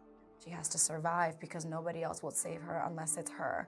The only person that she has is her companion, Nyx. They're not even human, but that is the closest thing she has to feeling a part of something in the world. I also think that Nyx, in a lot of ways, is kind of an extension of Kay, both in a gameplay sense or a story sense, you know. In gameplay, she allows Kay to do things she never thought possible. And in the story, it's also a way for Kay to kind of sense when something's off or see an opportunity or that kind of thing. Really, they're completely connected. I love that relationship. I'm so excited for people to meet Nyx because they're gonna fall in love with him too. Outlaws takes place right between The Empire Strikes Back and Return of the Jedi, so it's the civil war between the rebellion and the Empire. That has actually created this pocket of opportunity for syndicates and criminal organizations to rise up in that space. We've got the Pikes, we've got the Hutts, we've got a new syndicate that we've crafted for this game called the Ashiga Clan. And one of the phrases we always held on to was this notion of you live and die by your reputation. So it's really exciting for Kay and hopefully for players. She's so fearless. You'll see her just go for it, and there's no stopping her, even when there's danger involved. Even when there's fear underneath it, she'll never let you see it. Not really. For a scoundrel story, you know, you really have to ask yourself, when is enough enough? How far is Kay willing to go to land that big score? And those are questions she's going to tackle through the whole story. We worked with Lucasfilm every step of the way in crafting the story, and they were an invaluable partner in helping us create and craft this thing. They were really embracing us with open arms in terms of, hey, we want to focus on the underworld. We want to focus on an outlaw navigating through that space. But we're sort of there to help guide and point out, like, hey, here's an opportunity you might not have looked at, or there's a character you might want to consider. So really, it was a partnership through and through. I feel like this is one of the biggest, if not the biggest franchise of our lifetime. The themes, like everything, has just been a part of our world. And for me and for the world of Star Wars, I know that people are gonna love this game, not just for how amazing the gameplay is, but like the story itself, to see a young girl become a woman and become an outlaw. What, are you worried? No. Umberly's energy, her humor, her wit, all of that really has kind of helped inform the character. She has a way of jumping between that matinee action, high stakes tone to shifting to really intimate, really personal performances that make you connect to Kay. Getting to bring my own heart and then mix it in with that confidence and her toughness and her charm and wit, it's really fun. It makes her very endearing, even though she's a very tough person. You won't make it off to Shara alive. Maybe. And yeah, it kind of feels like she was always meant to be Kay. She informs it in every way. I love bringing a character like this to life, and it's an honor, honestly, to be a part of this world. It's definitely a dream come true, and I'm still doing it, so literally like about to hop and do a scene right now. So it's all just exciting, and I feel now I'm really locked into the character. The team is amazing, and I feel very supported, and I'm happy that they found me, because I feel like I was meant to play this role.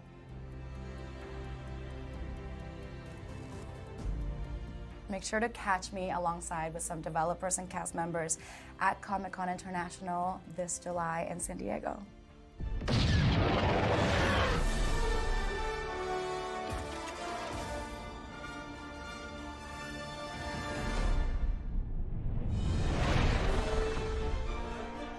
Hello and and welcome to the Star Wars Outlaws official gameplay walkthrough breakdown. I'm Chastity Vicencio with Ubisoft News, and I'm joined by narrative director Naveed Kavari, creative director Julian Garrity, and game director Matthias Carlson, who are going to give us more information about what we saw in the gameplay walkthrough. Here we go. And this is our first ever introduction to Nyx. Nyx is a Merkal, a rare and exotic creature whose home planet still remains a mystery. He's got a very curious personality, as you can see here. He can be a bit stubborn, but he has an incredibly strong bond with Kay and always follows her lead. She's grown up with Nyx for most of her life. He's not just a pet, he's family. And here we have Kay. First introduction to a brand new scoundrel in this galaxy. Kay is a young thief who's found herself on the moon of Tashara, which is a hive of underworld activity. She's picked up a high-risk job to steal a priceless, sort of mollusk-like object from a lieutenant of the Pike Syndicate. Once she's grabbed it, with the help of Nyx, she's going to turn it in and earn some much-needed credits. So Pikes are one of the syndicates that we'll be tangling with in Star Wars Outlaws. And the Pikes here are borrowing without permission some vehicles from the Empire and the Rebels and different people and cutting them up. Nyx.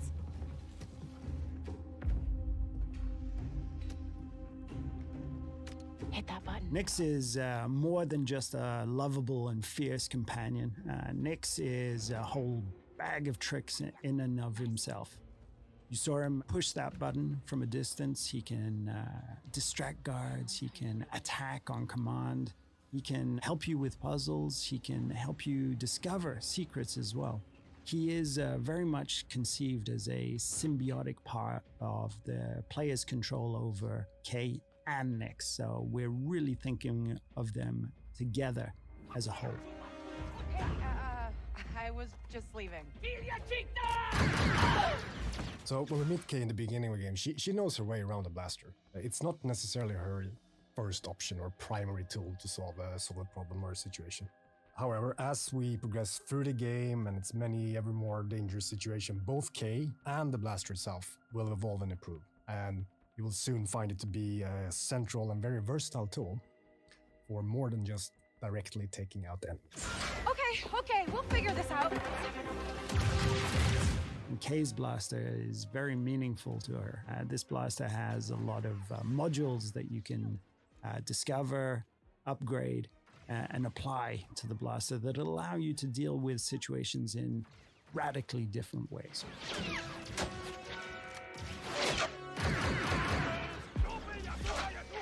Hey, Nick! So here I think we have a very good example of the type of role Nyx can play, even in something like a full-on firefight, where that enemy that we took down dropped the gun that he was just about to shoot you with. Nyx can, slink down and retrieve that weapon for you.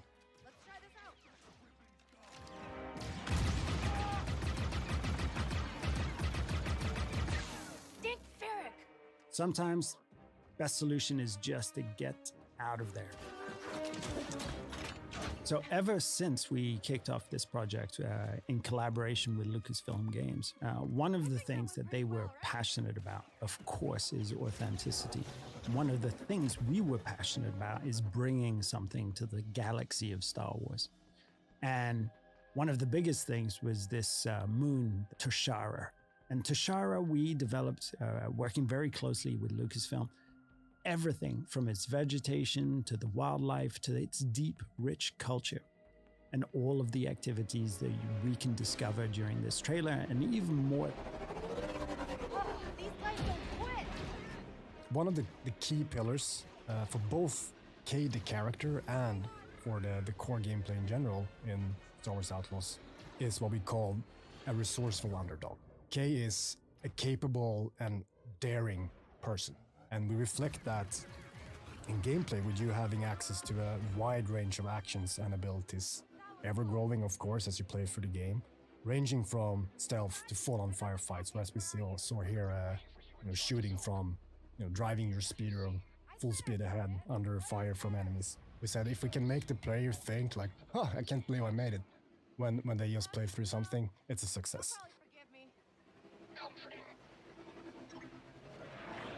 Kay's reputation with the syndicates will play a big role in how she approaches her journey, whether it's the Pikes, Huts, or others. We had a saying that in the underworld, you live and die by your reputation. As if a job she takes hurts a syndicate, those opportunities aren't available. So her choices play into how she experiences her journey. There's Jonta's Hope. This is Jonta's Hope. Jonta's Hope is one of the settlements that we have in the game. So this is a tiny outcrop, an oasis of civilization in these windswept plains. And it usually contains a drinking hole, a cantina, and these are hubs of activity too. So we very much enjoyed developing how it would look and feel and what sort of vibe that cantina would have. But this is just one of many settlements and cities that Kay will discover across the galaxy. And that includes the capital of Miragana, a city on Tashara filled with corruption and underworld activity. No. Okay. ND5 is a BX commando built by the Separatists and battle-hardened during the Clone Wars. Nowadays, though, he serves as kind of an enforcer droid in the underworld. He's partnered with Kay as they attempt to pull off a big, high-risk job. It's the opportunity of a lifetime. Not a friend. She can't be trusted. Who can out here? See you back at the ship. So various jobs and favors for the different characters and factions you encounter. They play an important role in everything from learning new things, actually unlocking equipment and abilities, to managing your precious reputation in the underworld, which is the key to some of the most lucrative opportunities out there. Important note though, something that's key to the fantasy of the free scoundrel lifestyle is that you're never in servitude of anyone. You're making your own choices, carving your own path through this world, making a name for yourself. Job was more complicated than you said, Dunka. You lived.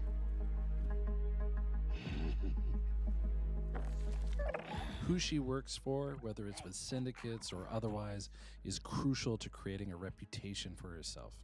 And then how she approaches those syndicates through those choices is going to be key to gaining bigger and better rewards, whether it's for credits or priceless artifacts. Wait. So nothing in the underworld is black and white, and we wanted to reflect that in the choices she makes when taking on jobs. This is one example of many. Does she just hand over what was stolen, keep a cut for herself, lie about how the job went down or the intel she learned? It's really left up to her.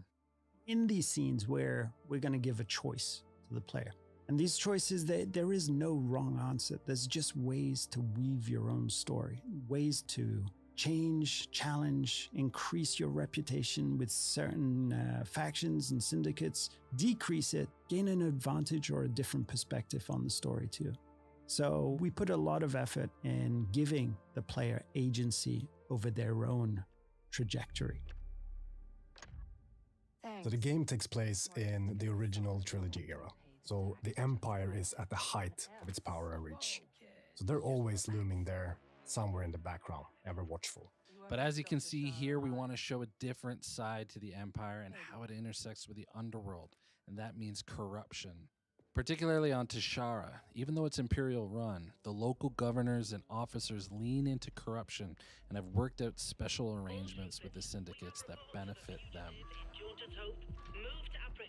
So this is the wanted system, and the wanted system is something that's going to be ever present within the game. If you are caught or challenge the Empire, you're going to start to get wanted. And if you continue, you persist, and you do even more actions, that wanted level's just going to go up. At the highest levels, the Empire will throw a huge amount of resistance and forces in your way. So that's something that you can play around with, but you're best off trying to avoid as much as possible. Very important for us in this experience is that there will always be some way for you to de-escalate or escape. Oh, this is the Trailblazer. Now, if there's one dream that a lot of game developers have, it's to help design a spaceship for Star Wars. And this is our take on that, the Trailblazer. The Trailblazer is an EML 850 light freighter from the Republic era, but to Kay, this is home. And if you're a scoundrel traveling throughout the galaxy, the first thing you need is a ship. And for Kay, there's none better than the Trailblazer. So now we're in space. And, you know, one of the things that was very precious to us is having this seamless experience of going on foot to your speeder, to your spaceship, out of the atmosphere and into space. And space is a dangerous place, but it's a place full of opportunities too. So we'll be using it for combat, both on an intimate dogfighting level, an epic level with bigger ships, but also for discovery, exploration, and special surprises. Let's jump. It's important to hit those classic, iconic notes of Star Wars to remind players of the era that they're playing in, and the fact that the galaxy is something that is wide, diverse, but iconic at the same time. One of the things that is important for us is that every planet that you will visit in this adventure has a distinct profile. Not just a very bespoke story, but also wildlife, an ecosystem, and situations that really radically change from location to location. And space is just another part of that. So we're trying to develop distinct profiles for every single orbital region. We knew from the start when we sat down thinking about this game that we wanted to offer that full seamless experience. You know, sitting in a cantina, in a city on a planet surface, jumping on your own speeder, driving to your own ship, and as we just saw, seamlessly flying into space is something that we are incredibly pleased and happy and excited that we're able to actually offer. We really enjoyed making this, and we can't wait for you to experience a new Star Wars adventure.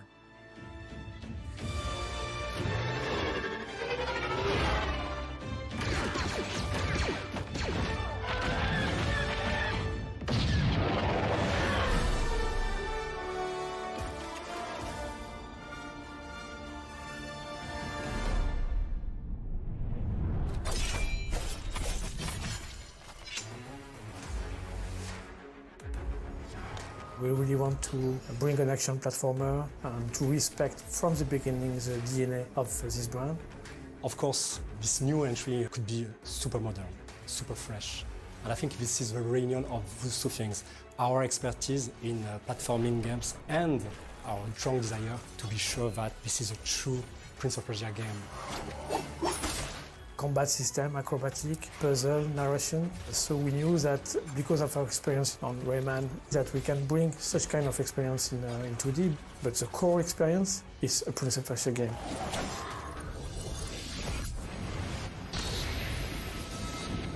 Sargon is a brand new character in Prince of Persia: The Lost Crown. He's the youngest of the Immortals. The Immortals are an elite warrior team. They fought and won many battles together. Let's go then. We don't embody the prince. The prince is the one we have to rescue. That's one of the different surprises that you will encounter in The Lost Crown. The Mount Kaf, which is the place where the adventure takes place, there's a curse. Time seems to be mixed up, doesn't follow anymore its natural flow. The story that one character will live will be different in terms of timeline than the story of his friend. So sometimes the consequences and the causes are mixed up. How is that possible? They left not long before us. The starting point was to immerse ourselves in the Persian culture and legacy, which is so rich. When you learn, you have a strong emotion, you are amazed. You want to translate that feeling to the players. A feeling of exploring something new. And we get our inspiration from real places, like palace or temple, and even some natural landscape, like the Iranian forest, which is a real forest. It was really fresh to have a forest in the franchise of Prince of Persia. I think it will surprise the players. And we have also living elements, like platforms that ask you to shoot to activate it.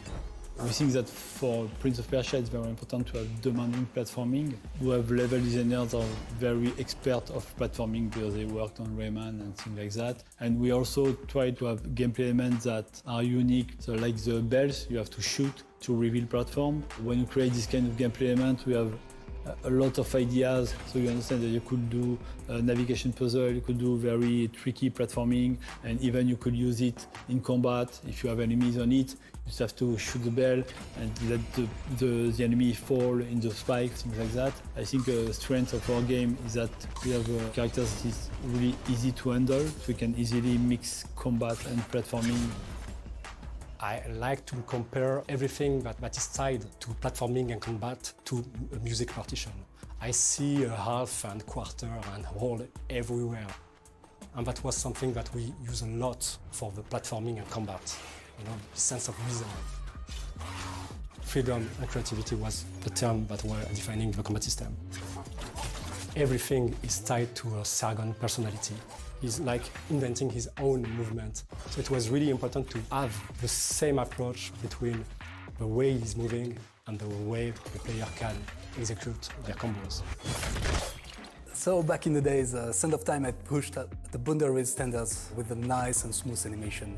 So of course, for the Last Crown, we are aiming the highest animation quality as possible. And the goal is to have a really smooth, challenging and responsive gameplay. All the gameplay animation is based on keyframe. Keyframe animation is the way to animate without motion capture. You create everything, actually. You just take the puppet, design the line of action, the nice shape of the character, and bring it to life. This allows us to masterize the timing and make it more cartoony. If you ask for two actors to grab one by the head and launch it, it's not just possible. So you can create everything with keyframe. It's really important for us to make sure that this game is modern and respect players' cleverness and autonomy. To be sure that our players feel free to decide what is their next objective, because this is a genre where you are in isolation. This is a feel that you had in the first Prince of Persia. So it's very important to always give information to players. Sometimes it's obvious, like big gating and the big landmarks. Sometimes it's been more subtle. It lets the player discover the consistency of the world and how everything is connected. What we have developed is a lot of things. A new lore, new characters, a new combat system, a new art direction, a new narration. So it's something very important to say that this team has made a wonderful job on still working hard to bring a top quality game. Very important to talk about them.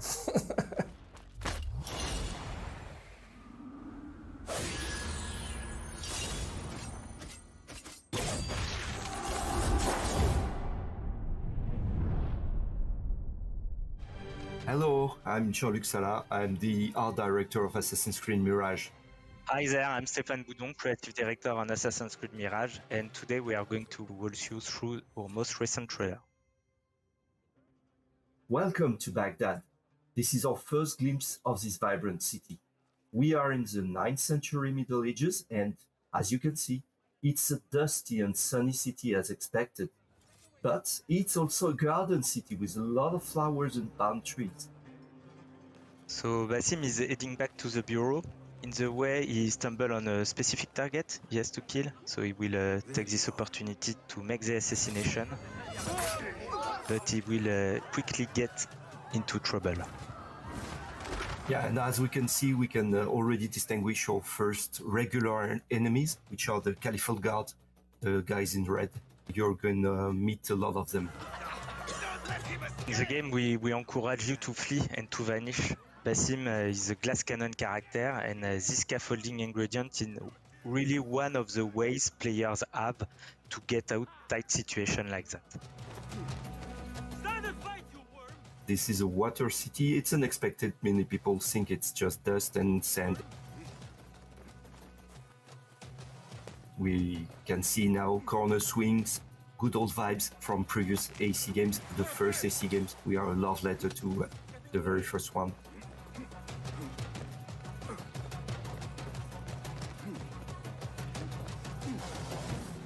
And here is a carpet. If you don't blink, you can see there is an Assassin's Crest just here. Carpets are part of the world of Mirage. This specific carpet with the Assassin's Crest on it means you are very, very close to a secret entrance to an Assassin's Bureau. Alhamdulillah. Alhamdulillah. So in this scene, Basim is coming back from his first assignment for killing one of the main targets of the game. Alhamdulillah, a first of many achievements to come, Basim. Here we meet Abu Jafar. This is one of the historical characters we're going to meet in Assassin's Creed Mirage. He's a genius. He's very important. He's going to provide you good tools. There's still much work to do. While our focus was on Al Ghul, Fulov quietly scouted the city for where we could erect more bureaus. I have found dwellings in 3 districts that are most unassuming. Abid and Rebecca have arrived from Alamut and set off to Al Abbasiyah and Karkh. I will make my way to Sharqiya shortly. And I will join Rebecca in Karkh, where corruption is as common as the arid air. See Abu Jafar about some things he's been working on. Then come find us.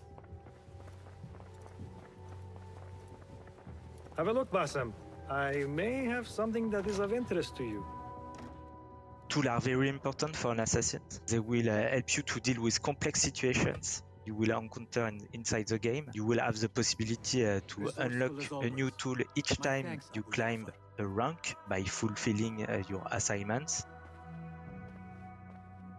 And each of your tools can be upgraded as well through a skill tree where you will be able to choose the behavior of your tools to match your playstyle.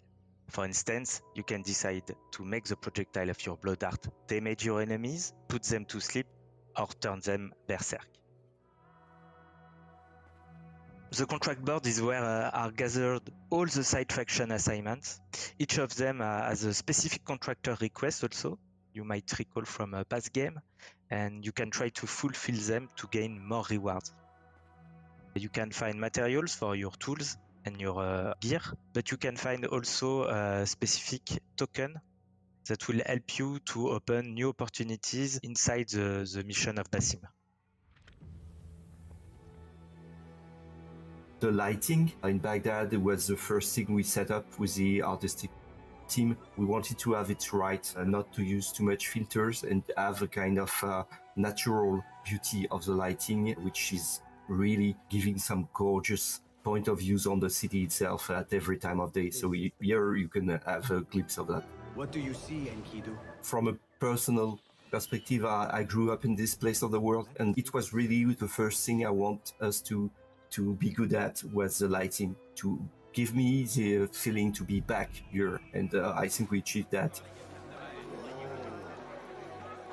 So Eagle Vision is very iconic in Assassin's Creed, but for us it was also a necessary tool to bring back the stealth, moment-to-moment gameplay. So you will more rely on your Eagle Vision when it's come to do infiltration, look out for guards, or check their vision cones, and those vision cones are new to Assassin's Creed Mirage. Social stealth is back, you can use it organically, or you can bribe also merchants group to create a patrol blending opportunity to infiltrate specific areas. When we crafted Mirage, we wanted to be able to change tools quickly to face any situation. That's why we created this wheel, very reactive, very immersive, and that will slow down time to let you react.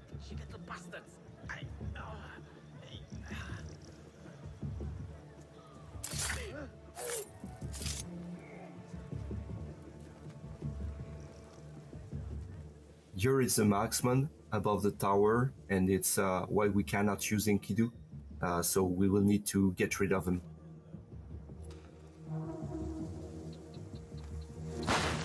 Basim used a noisemaker to distract the first guard, but the noisemaker is very noisy and can attract multiple NPC in a given radius.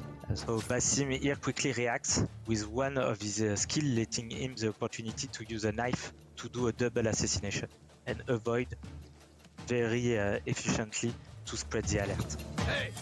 And now it's time to take down the Pesky Marks one and to enjoy again the use of our eagle and Kidu, and to enjoy also the view. We are actually above the Prince Palace, close to the Tigris River. And we are not just here to enjoy the scenery, but we have a target to find.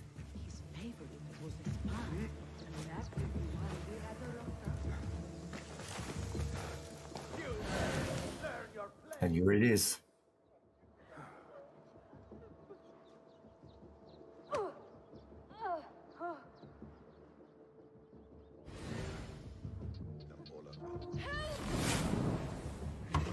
Assassin Focus is a new ability for Basim that allows him to quickly chain assassination.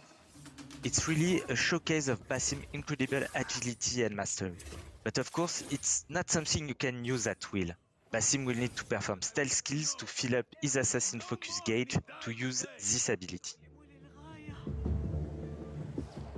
Here we can see Basim planning his assassination, but just before striking, he will land a trap.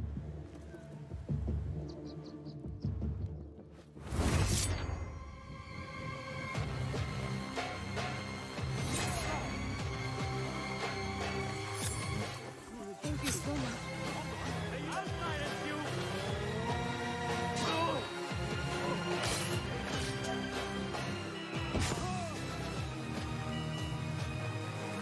Come on. Here comes the ND red smoke bomb. I love the color. That's my favorite tool.